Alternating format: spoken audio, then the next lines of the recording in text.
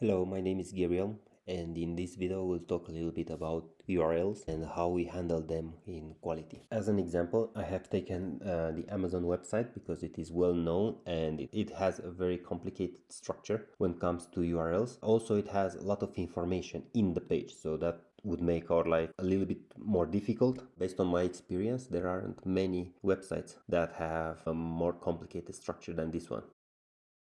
We will look at this URL in two sections. First is the name of the technology, product name, then it has a DP thingy, all the products have it, and then a product ID. In order to confirm that these information are important, if we search only for this, it is found 242 times. It is present in all types of links, like scripts, links, everywhere. That bit is important. And then if we take this one and search for it in the page, it is present 14 times. All the time when it is present, at least in the HTML elements, it is escaped and it is the complete URL. But in order to showcase how we can use multiple fragments in an URL, I will consider that this is the product name and the other one is like a product ID. Also, there is a reference part with information about the customer. We can also emulate that, but it will not make our example more complicated than it is. Okay, so this is the user interface of the project called Amazon inside Qality. I have created one web technology called website, and inside it I have created a base URL of this technology. So all the URLs that go from here will be amazon.com/whatever. Now, the page that we were looking at was a product page. I'll be creating a new page because we need it. This product page has an URL. The purpose of today's video is to talk about this URL. Now, this URL has a friendly for now. And what they had there was something like /product name /dp/product ID. In our understanding, this is not useful at all. Product name and product DB are not linked to anything. They should be linked. So I'll just save this as it is for now and go to project level. I will create one data object called product, which has two attributes. One is of type string called ID. The second one is also of type string called name.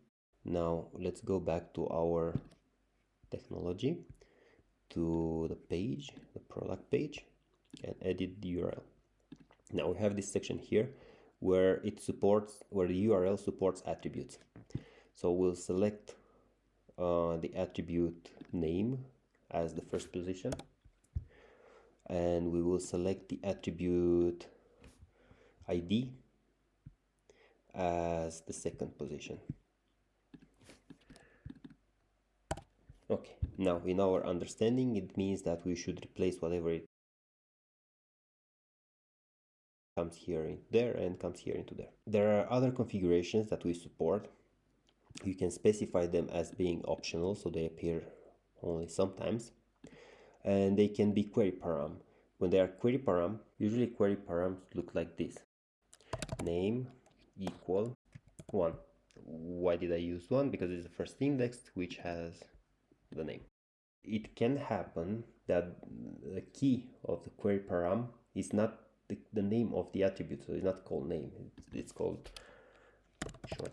So in order to make that work, we can put that there, pop, and we don't need this section anymore. It's sufficient because in the algorithm we will consider, okay, it's a query param, so it goes after the question mark.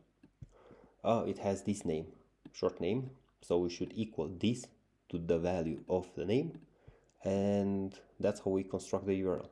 So I'll just do this. Of course, we can delete existing attributes, not a problem, and we can extend the URL as much as we need. Since this is string interpolation, so the values of these attributes go inside the string, we can do stuff like this, and we create a very long new string. We can do almost anything we want. By using Qality's approach to URL, the modifications are minimal because most of the URLs are relative, and this is very easy to extend with logic as your project grows. Do note that the same URL logic applies to APIs and messages, not only web.